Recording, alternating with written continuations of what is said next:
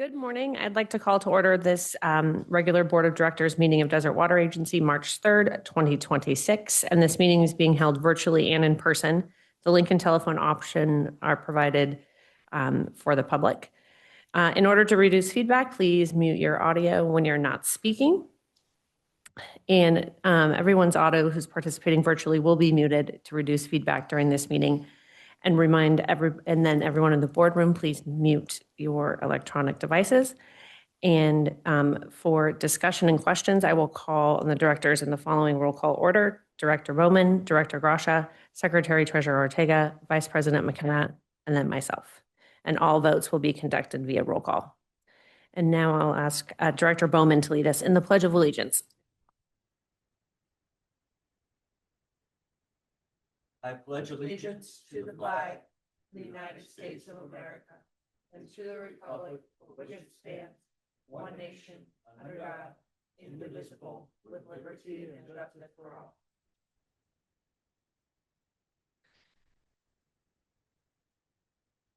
And now I'd like to ask Secretary Baca to conduct the roll call. Director Bowman, Here. Director Gracia, Present. Secretary Treasurer Ortega is absent, Vice President McKenna, Here. and President Bloomer. Present. Okay, thank you. And now it's time for public comment on items that are not on the agenda.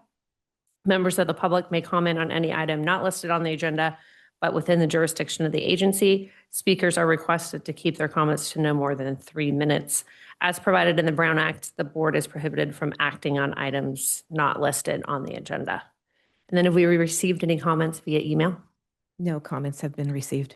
Okay, I don't see anybody online raising their hand and no one in the boardroom. So we'll move on to public comment on items listed on the agenda. This is time for the public to comment on items listed on the agenda and are not subject to a public hearing at this time. Again, speakers are requested to keep their comments to no more than 3 minutes. And have we received any comments via email? No comments have been received. Okay, and I don't see anybody online or in the boardroom ready to make a comment. So we will move on to item number 6, the consent calendar item. At this time, the consent calendar is being considered to be routine and will be acted upon by one motion of the board without discussion. There will be no separate discussion on these items unless a board member requests a specific item to be discussed. At this time, would any board member like to pull an item for discussion? Okay. I move item 6 as presented. I'll second. And then we'll take the roll call vote, please. Director Bowman, Aye. Director Gracia, Aye. and Secretary Treasurer Ortega's absence is noted. Vice President McKenna Aye. and President Bloomer. Aye. Motion passes. Thank you. Okay, we'll move on to item number 7, the Secretary Treasurer's report, which I'm going to present in Secretary Treasurer Ortega's absence. These are the financial highlights for January 2026. In the operating fund, we received $2,966,949 in water sales revenue receipts, $49,805 in recycled water sales revenue receipts, $141,829 in wastewater revenue receipts, $558,402 in general fund reimbursement. We paid $1,775,028 in accounts payable. Year-to-date, water sales are 3% under budget. Year-to-date, total revenues are 3% under budget. And year-to-date, total expenses are 20% under budget. For our active potable services, there were 23,845 active services billed in January, and compared to 23,856 in December 2025. So that's a net decrease of 9 active services. In the operating fund, counts disconnections for non-payment. There were 59 water accounts turned off for non-payment in January. Over the past 12 months, an average of 38 accounts per month have been turned off for non-payment, which is about a 2% annual disconnection rate. In the general fund, we received $11,606,378 in property taxes, $2,204 in replenishment assessments from private pumpers, and $45,545 in power sales revenue. We paid $4,263,261 in state water project charges, and year to date, we've paid $16,164,449. In the wastewater fund, we received $229,577 in operating fund reimbursements, and we paid $87,916 in accounts payable. There were 2,296 active sewer accounts billed in January compared to 2,297 active accounts billed in December 2025. So it's a net decrease of one sewer service. And any questions? I do. Okay. Go ahead. On the shutoffs, at the conference, one of the agencies said their shutoff rate was like 1.35%. Ours is a fraction of 1%, I believe. 1.9. That's per year. Right. Yes, I don't know what their total amount was, like what they were comparing it to. They did say it was, I think, 1.25. So ours is just above that at 1.9%, and ours is Well, annualized. Another thing that they mentioned during that was that I forget where I was going with that, but the idea is that, how many of that fraction of 1% that are shut off do you think might be tenants that have moved out, or people that have, is that included in there, or do you separate those out? Are you able to? Ours are separated out. This is disconnected for non-payment. Okay, good. That's good to know. Thank you. That was, I think, what made me wonder why his was so high, but his included people that have moved and just didn't have the water on. Okay. Any other questions? That's it. Okay. I do have one, actually. The property tax receipts about $11 million. How did that doesn't flow into the operating account, it's general account, correct? I'm trying to see where that money went. Yeah, that's correct. It goes into the general fund. Okay, so it should show up in the investments then? Yeah, so eventually when we get the excess property tax receipts, yeah, we would then, if we don't need them for the near term, we would then invest them. All right. So I have to look there to see the change in financial condition? All right, Correct. thanks. Okay. Any other questions? All right. Moving on to item number 8, General Manager's Report, General Manager signs. Helps if I press the button all the way. Thank you, Madam President, members of the board.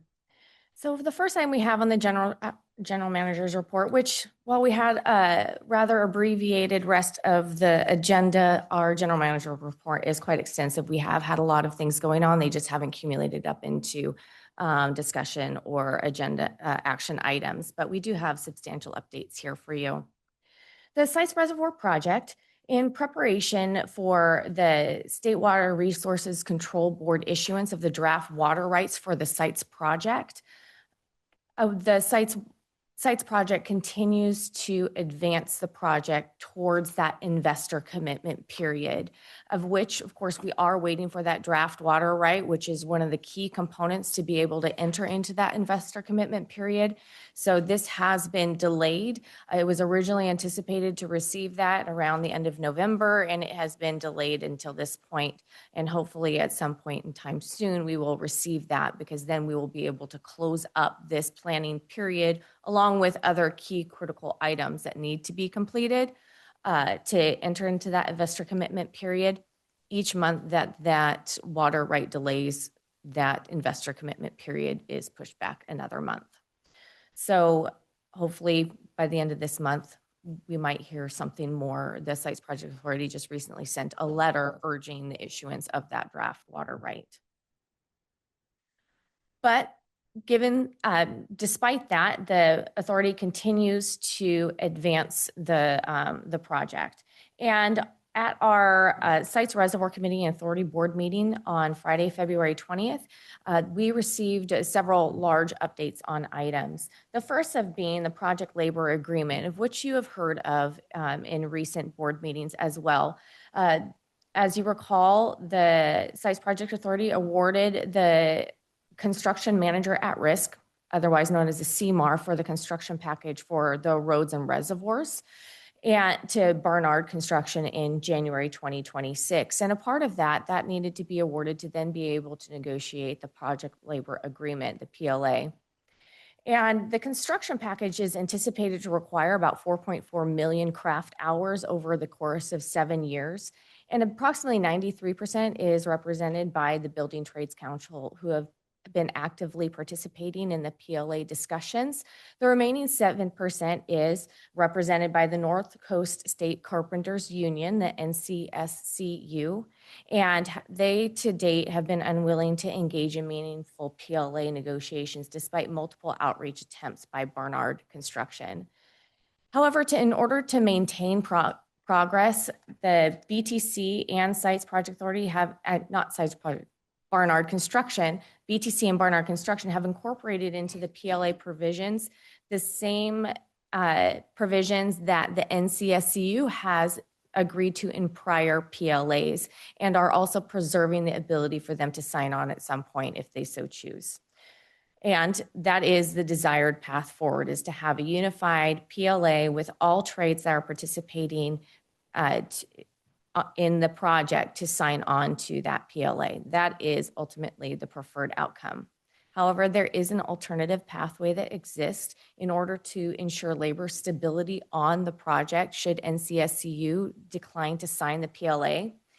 Ames Construction, who is a pre-qualified subcontractor of Barnard, they were included in the original request for qualifications as a participant in the project as a partner of Barnard. So they have already been pre-qualified, and they are a signatory of the Master Labor Agreement to which NCSCU is a signatory. So under this structure, NCSCU would still be required to provide labor for this project. So there is a path forward to maintain that labor stability on the project, despite the unwillingness to enter into negotiations and sign that PLA. Hopefully they will, but we still have secure labor. And I'm happy to also report that right before the site's board meeting, a tentative PLA agreement was reached on all but one outstanding item between the BTC, Building Trades Council, and Barnard Construction, and they were confident that they would be able to finalize the PLA within the next 2-3 weeks. So that's right about now, but I assume that at the next board meeting that we have later on this month, we will get an update regarding the status of that PLA and see if it was finalized or not. Moving on to, we received an update about the conveyance construction manager at risk procurement. So there is another large procurement package for that the project is entering into. They are preparing to initiate the CMAR procurement process for the conveyance construction package. And lessons learned from the reservoir and roads construction package will be incorporated into this procurement to strengthen its approach. It's important for the project to engage early for the conveyance CMAR, as it will support the coordination of the roads and reservoirs CMAR and facilitate timely acquisition of long lead time items such as turbines, pumps, and other electrical components. And I have included here the preliminary timeline that was provided for your reference. Also at the board meeting, we received an update on the key terms of the following project agreements. The project authority continues to engage with external partners to develop these agreements that will support the operations of the site's reservoir project. And those agreements are nearing completion and will be finalized prior to the resolution to offer capacity. In this table, I've listed these agreements that we received, the updates to the key terms of what is being negotiated, And we received that at the board meeting. And here in this table, I've listed the project agreement, which is the operations agreement, exchange agreement, ecosystem contract for public benefits, flood and recreation contract for public benefits, as well as a partnership agreement. Also listed is the purpose of that agreement and the parties to that agreement for your reference. Moving on to the next item in this report, the State Water Project subsidence update. I believe a majority of this board, through different aqua events, has taken the opportunity to receive updates and information regarding subsidence and its impact on the State Water Project, notably one of the region meetings that we had, as well as one of the aqua conferences had an update opportunity for some board members. So you're aware, groundwater overpumping in the Central Valley has caused significant land subsidence along portions of the California Aqueduct, which is a critical component of the State Water Project. This subsidence has already reduced the conveyance capacity and will continue to impact the state's ability to reliably deliver water to the State Water Project service area.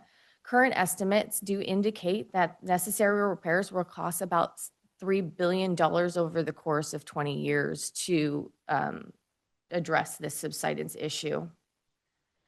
Although it is known that state water contractors are not responsible for causing this subsidence, however, delaying the repairs until we can work through accountability and cost recovery issues from responsible parties would further jeopardize system reliability.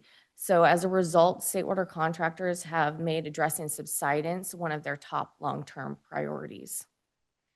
In addition, Delta levees, which provide the flood protection for the Delta communities as well as safeguard the water supply system, no longer meets the U.S. Army Corps of Engineers safety standards. Upgrades are estimated to be approximately $3.2 billion, and in absence of the Delta conveyance facilities, maintaining levee integrity is essential to ensuring the continued availability to move water through the Delta and into the California Aqueduct. So to address both of these challenges, the State Water Contractors has partnered with Restore the Delta, which is admittedly an uncommon but strategic collaboration between the two entities. And both entities are sponsoring SB 872, which was introduced last week, well now about 2 weeks ago since the writing of this report, by Senator Jerry McNerney. SB 872 proposes allocating $800 million annually over the course of 20 years from the Greenhouse Gas Reduction Fund, which would provide $3 billion to the California Aqueduct subsidence repairs and an additional $3 billion to the Delta levee improvements.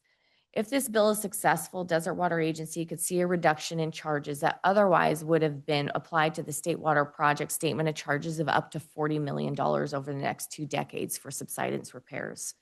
So in light of this, DWA staff and State Water Contractors and its member agencies will continue to support this effort for the long-term reliability of the State Water Project.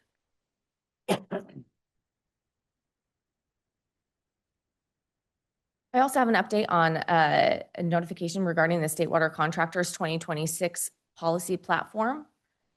Recently, State Water Contractors released their 2026 policy platform centered on safeguarding the reliability and affordability of the State Water Project. And given that State Water Contractors bear 100% of the State Water Project's costs and legal, regulatory, and legislative pressures continue to increase the system costs. State Water Contractors and its participants are encouraging the state and federal legislatures to ensure long-term water supply stability and protect the public benefits provided by the State Water Project. And so that platform's top priorities are repairing and modernizing aging water infrastructure, improving operational efficiencies, supporting statewide electric grid reliability, securing flows for the environment, and investing in science-based decision-making to inform operations. Ultimately, the goal of these efforts is to address water supply reliability and affordability for the communities that the State Water Project serves. This policy platform has been attached to the General Manager's report and is also available on the State Water Contractors website for the public's viewing. Also, State Water Contractors has released their science report On February 19th, 2026, the State Water Contractors released its annual science report for the fiscal year 24-25. That report is also attached to the General Manager's report for your reference and is available on the State Water Contractors website along with other information. The report specifically provides updates on 6 different studies that the State Water Contractors have funded. The science program has been designed to generate actionable science that supports fish and habitat protection while maintaining a sustainable water supply. And the studies funded, they focus on 4 different strategies: compliance, habitat and ecology, non-operational stress reduction, and outflow. And ultimately, again, these studies are to support water management decision-making by providing access to the most up-to-date scientific information and research to support the adaptive management to increase the reliability of water under the State Water Project contracts. Next, I'm going to move on to the Colorado River Aqueduct shutdown update. The Metropolitan Water District, as we've reported the last few board meetings, have been continuing to do their maintenance during the annual shutdown period, where they are doing major maintenance, annual maintenance on pumping plants and the aqueduct itself. And the shutdown, and we have a listing here of all of the different activities that have taken place over the past few weeks. And the Colorado River Aqueduct shutdown and the maintenance during that shutdown is expected to be completed here within the next day or two. And the Colorado River Aqueduct returned to operations here in early March 2026. So our last update last week was that it would be this week approximately. And there are several pictures there of the ongoing activities that are taking place for your reference.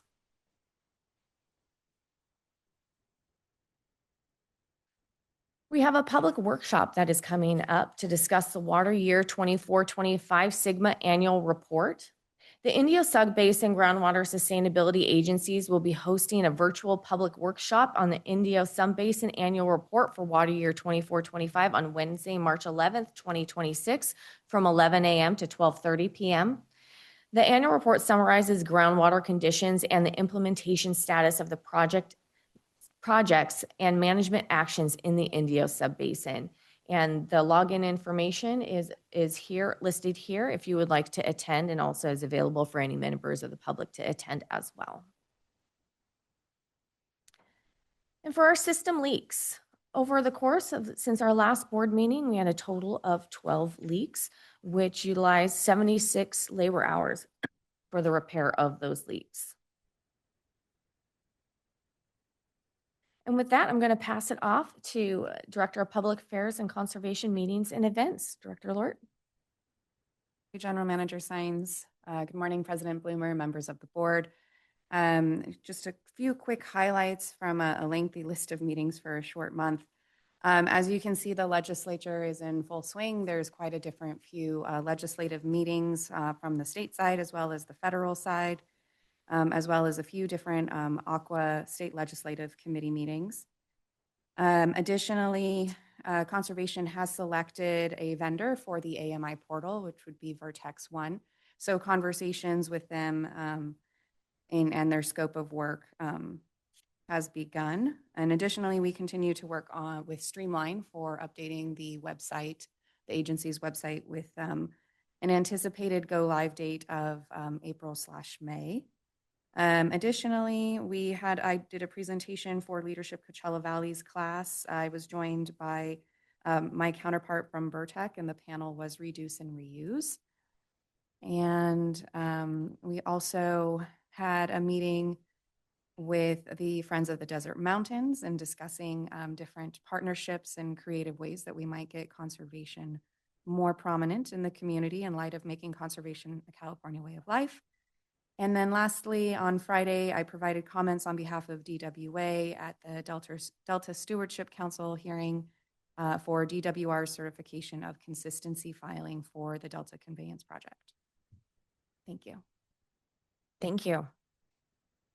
And for my meetings activities for the last few weeks, we continue to engage with Metropolitan Water District and CVWD on the exchange agreement. So we've had a few many meetings regarding that, internal and with CVWD, and then with the larger group with Metropolitan as well. I've engaged with DCP meetings, State Water Contractor meetings, Delta Conveyance Finance Authority, Delta Conveyance Authority Board, as well as Sites Reservoir Committee meetings up in Sacramento and Maxwell, California. On February 23rd, here in the boardroom, we had many of our department heads as we went through emergency response planning meeting. This included tabletop exercise so that we could walk through major events such as an earthquake that had a valley-wide impact and how we would respond from the moment that it happened all the way up to the weeks afterwards, so that we could talk through what our key actions would be, our strategies, how we would staff that, how our communications would go in practicing that. So we are continuing our emergency response planning to make sure that we are well aware of what we need to do in the case of a large scale natural disaster here in the Valley. So that effort is continuing, and it was a very valuable time to be able to just walk through the practical implications of what needs to be done and what needs to be done. We're also on the 24th, I was in person in Redlands at Esri's offices for the GIS program annual planning meeting to discuss the future of that program and the actions that are taking place within that program. And it's very encouraging to see how our staff has really engaged with that program and that digitization and the geographical information system and its uses, and seeing the vision for it going forward to help to support agency operations efficiently, to be able to efficiently and effectively do our jobs.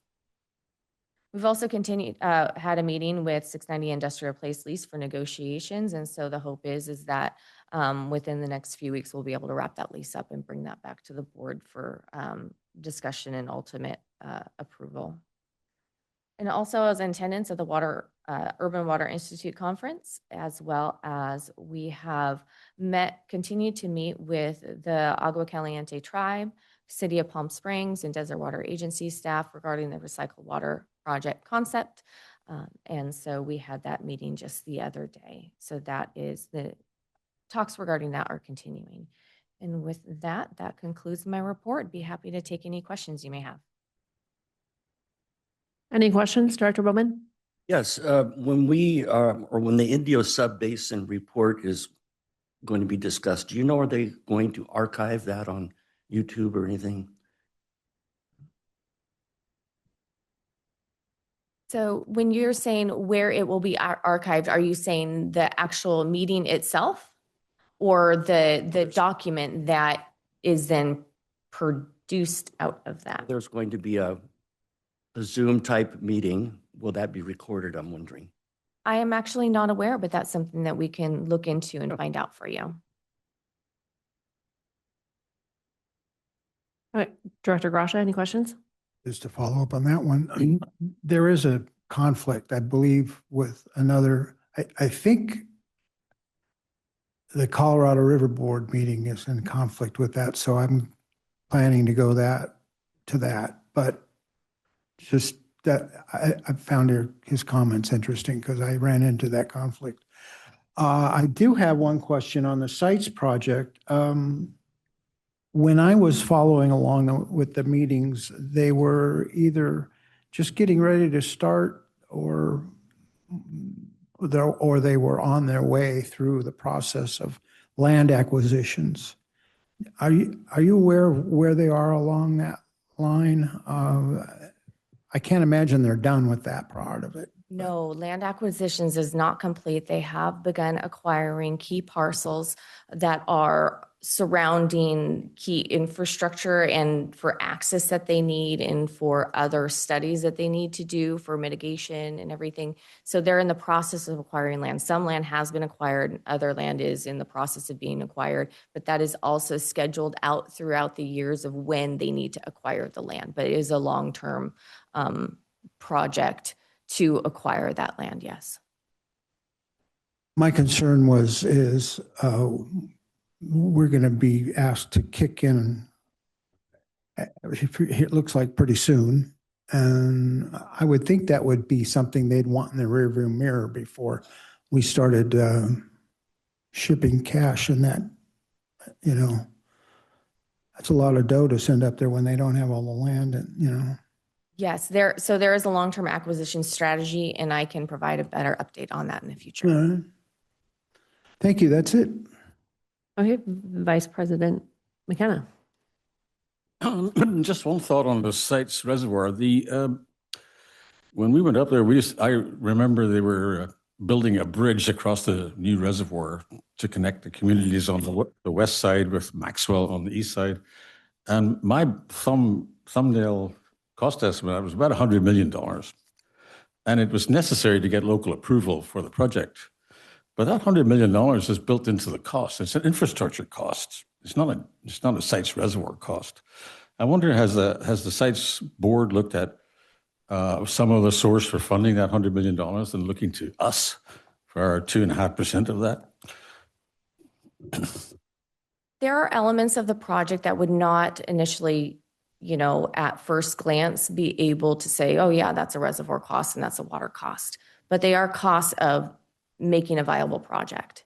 And so there are some costs like that, such as other mitigation costs and community benefit costs that are included in it, recreation costs that create the public benefit that then creates the ability to achieve additional funding, such as state funding. They come with requirements that initially, if it was just a reservoir, those elements would not necessarily need to be included, but in order to be eligible for additional funding, there are additional elements and benefits that are added into the project. So I don't know about the bridge specifically, but that may be under that umbrella as well. It is a possibility. It is, as you had stated, it was a requirement for getting local buy-in for the project and to make the project viable. So that's how I see that it folds into the overall cost of the project itself in order for us to have a project to invest in. Well, that is one way of looking at it. I don't disagree with you. I don't have a solution. But as you read through what we're being asked to spend money on in the future years, the state water contractors subsidence issue, that's $3 billion there. The maintaining levees around the delta, there's $3 billion there.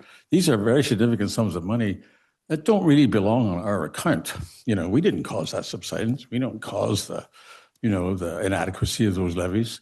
I think we should push back whenever we get an opportunity. We should push back at these agencies and these meetings and say, our ratepayers should not be responsible for this. Now, I completely understand that we can't litigate the issue of subsidence and still have water flowing here, in 10 or 15 years. But I really would like to see more pushback from us on these costs that flow to our customers and probably shouldn't. So that's my 2 cents worth on that.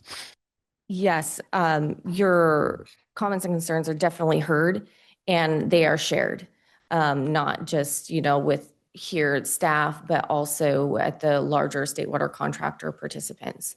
That is a major concern, and that's why there is such a big effort pushing for things such as this GGRF funding to be able to fund that $3 billion from the state, because yes, we did not create that subsidence, so we shouldn't have to pay. That is like the sentiment that you are going to hear consistently, but we're trying to find ways to not impact the ratepayer. And so this legislative approach is one of those ways for this funding. And that's if this is not successful or is not successful at this scale, I assume there will be other efforts to try and subsidize those costs because state water contract did not cause them. But understanding that we would be a backstop, unfortunately, because we need the water supply. But that does not mean that we are not continuing those efforts to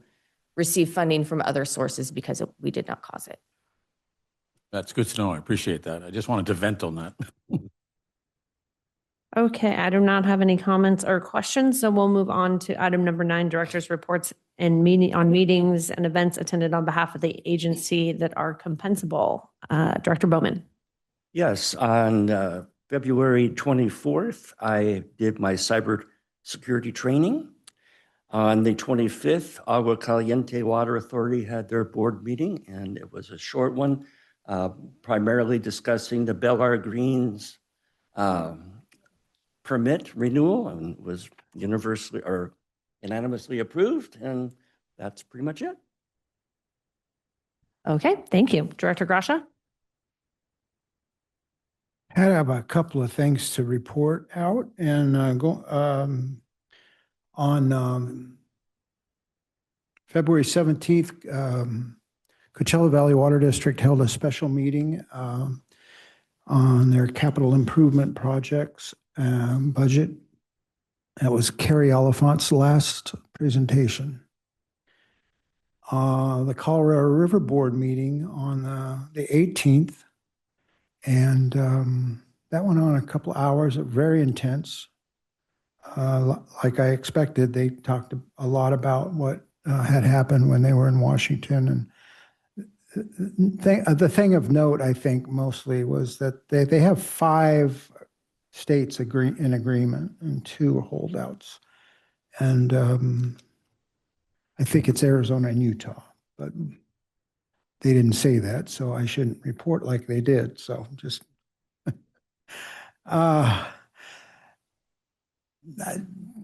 you missed you weren't at the. I'll leave that all alone.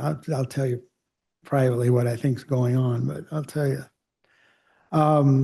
Bart Fisher is a director on the Colorado River Board. He's also on the Palo Verde Irrigation Board. Gave a report that was probably a half hour, and he gave the full rundown on the issues in terms of the law of the river from 1922 and why they're basically taking the position that they are, which they have to take. They have really no choice but to say, if we reduce, you reduce, and the other states are saying we're not reducing, but you have to reduce because you use more than us.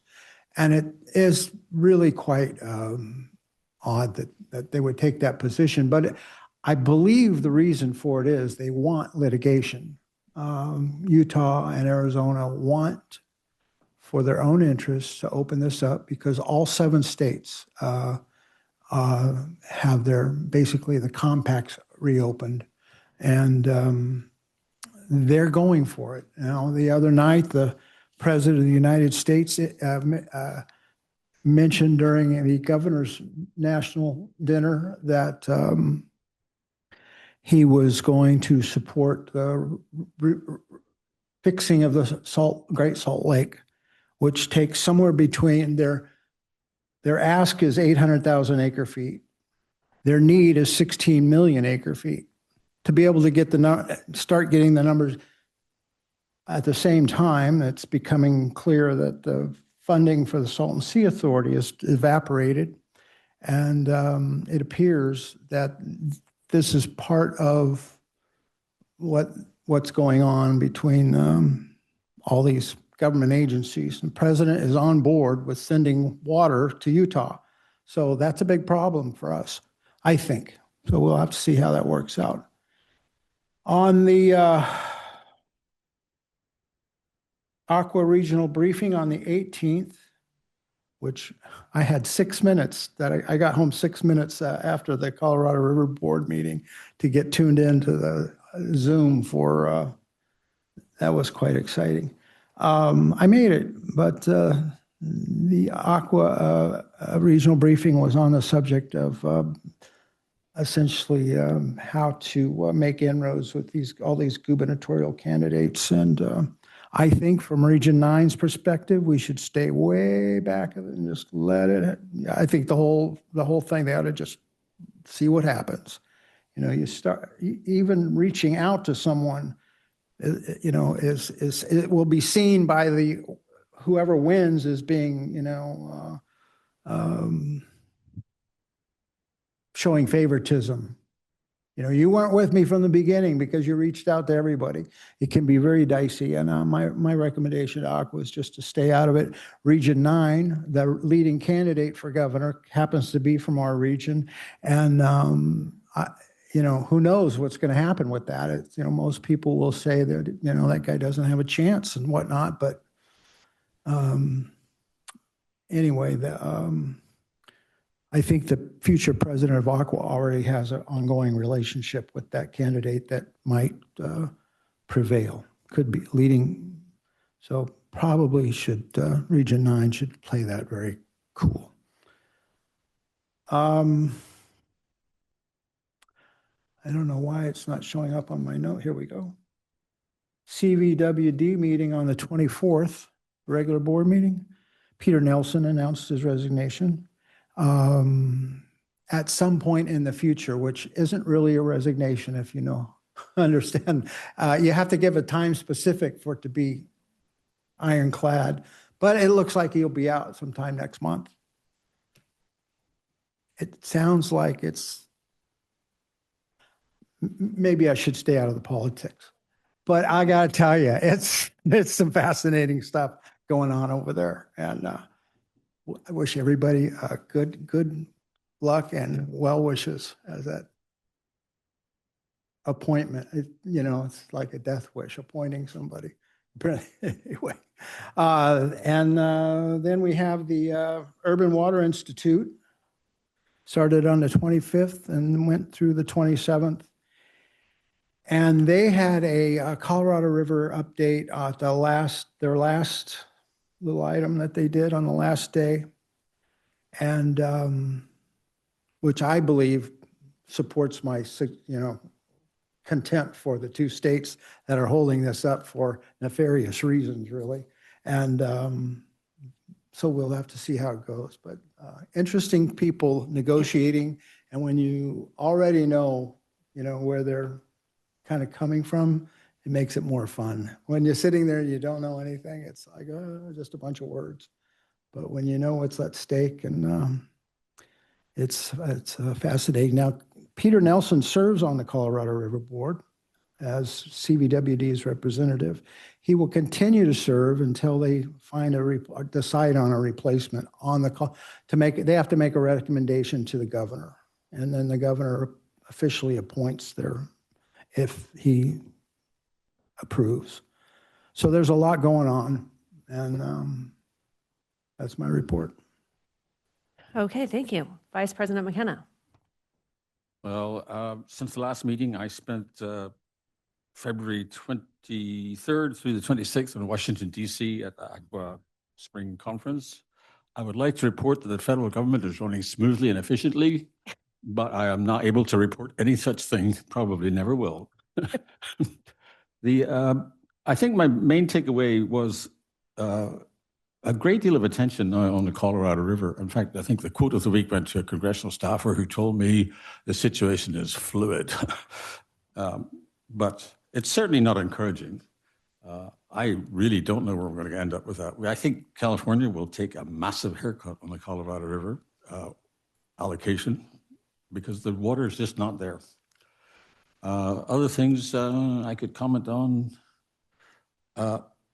We were addressed by Congressman Calvert, Huffman, and Costa.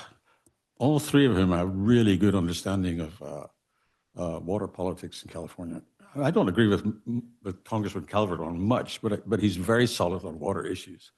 And I think in a sense we might miss him come November. Nothing is going to get done in Washington between now and the midterms, even less than last year. So that's the main takeaway. Don't expect anything good to come out of Washington for us in the next 6 months.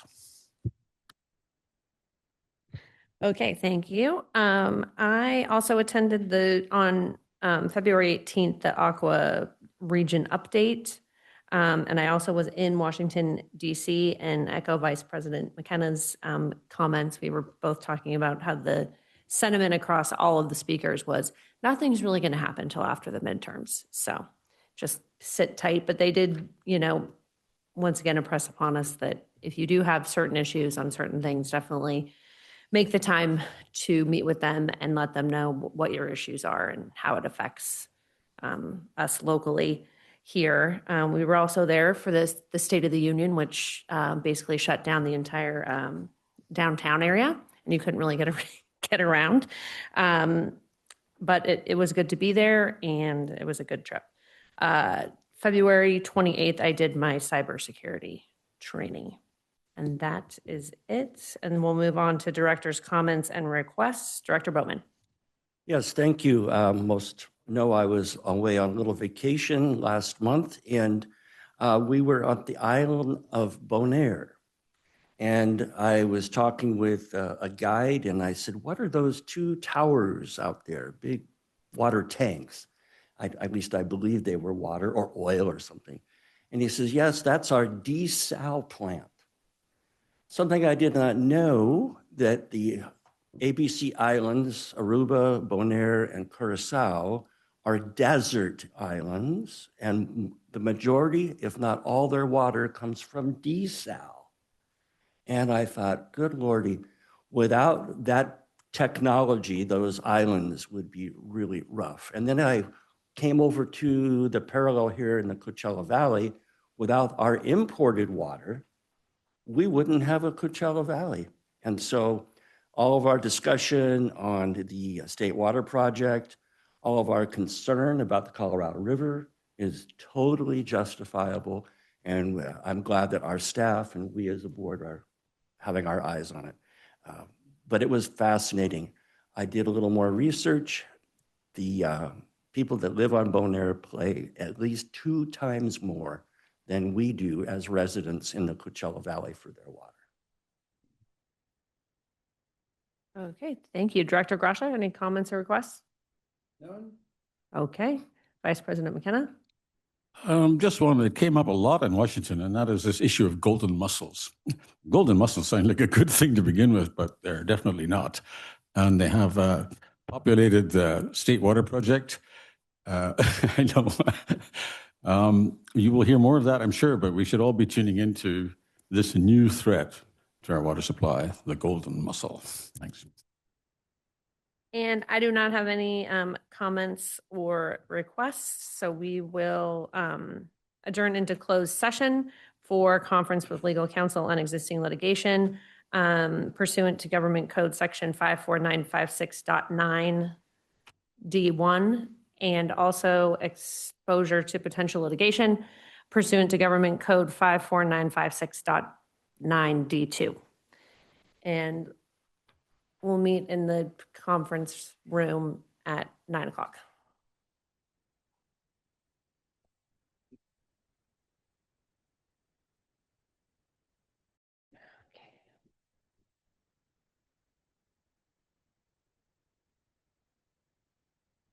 Are we good? Okay.